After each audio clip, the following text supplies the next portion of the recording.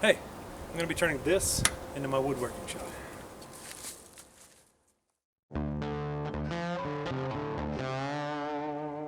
Last year, my wife and I bought this historic home in North Georgia. The home is about 150 years old. We painted, added a new roof, had a bunch of trees cut down, and tons of other work.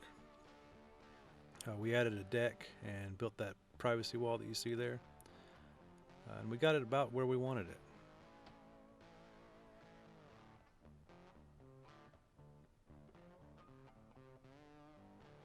This year, I'd like to start focusing on the workshop.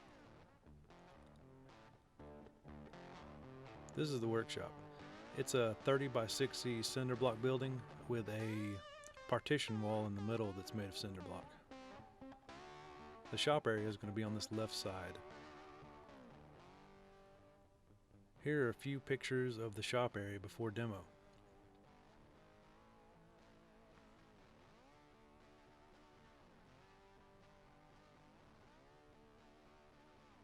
Through the magic of editing, the demo is complete. It didn't take that long, and it was a piece of cake.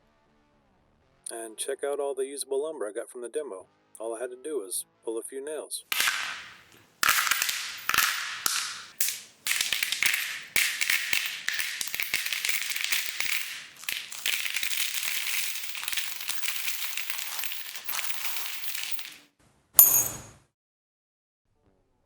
I decided to paint everything white and leave the ceiling exposed. Check it out, 12-foot ceilings. All those rafters though, they were no fun to paint. So let's take a nice slow pan and admire my work. Anyways, enough of that. The shop area is going to be 29 feet wide by 26 feet long. And I think it came out pretty well. I own a small pneumatic paint sprayer, but trying to refill that canister constantly would have been a pain. So I purchased this Graco Magnum Pro paint sprayer. It was really handy and did a good job, and you could feed directly from the paint bucket. All you had to do was stick those hoses down in it and prime it, and you were ready to go. As you could see from the previous clips, the floor was really rough. It was cracked and uneven and not good at all. So I did what made the most sense to me and used cheap paint. This is epoxy paint, it's for garage floors, but I don't expect it to be that durable of a surface. I can touch it up when I need to, and eventually I may wind up moving the shop to the other side of that concrete wall to the larger space.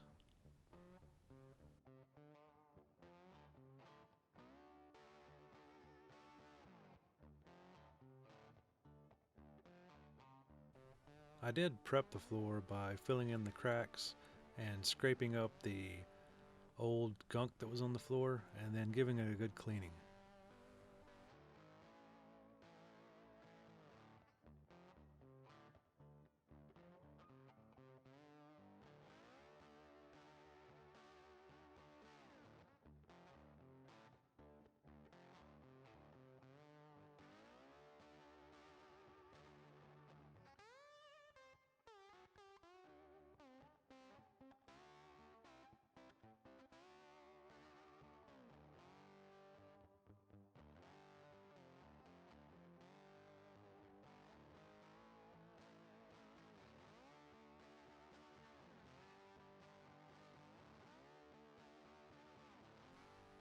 I think it came out pretty well. I did wind up putting 2 coats on. It cost less than $200 and I still have about 2.5 gallons of paint left, which should be more than enough to do the area on the other side of the wall. I have a rough idea how I want to lay out the shop. On this wall I plan on putting a work table which will house the miter saw. I should have plenty of clearance here in both directions to cut up to a 10-foot board.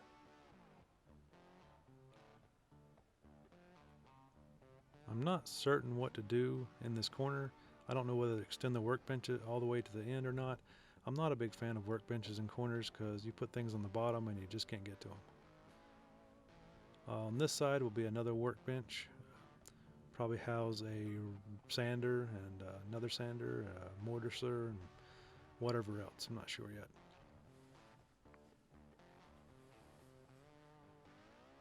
Over here is where I plan to put the table saw. And this is me using an imaginary sled to cut imaginary boards. I plan on having an outfeed table for the table saw, which will house other tools and things as well. Should have plenty of clearance to rip up to a 12 or maybe even a 16-foot board with the doors open on the shop. Not quite sure with the dimensions of the outfeed table, probably just a 4x8. And directly across from that is where the assembly table will be. It'll also be a 4x8 table.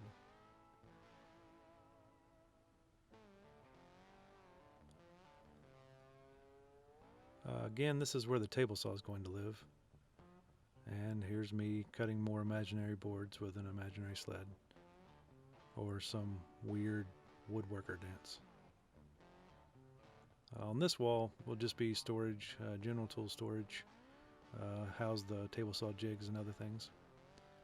On the other side of this wall, I plan on putting the dust collection and the compressor. I'll run my pipes through the wall and up in the ceiling where I need to the tools. Same way with the air lines. They'll run and I'll install a couple of those little pull down hose reel things. I also plan on having my lumber storage on the other side of that wall.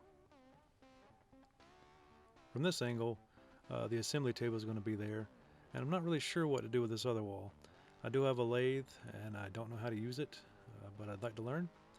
So maybe in that corner, some small lumber storage, some offcuts and things, and maybe just another work table right here. I do have to find a good place for my drill press to set, and I plan on having my joiner and planer on a mobile cart. If you guys have any ideas on how this shop should be laid out, like I said, it's 29 by 26. I got an 8-foot door on this wall and a small door under this other door to work around.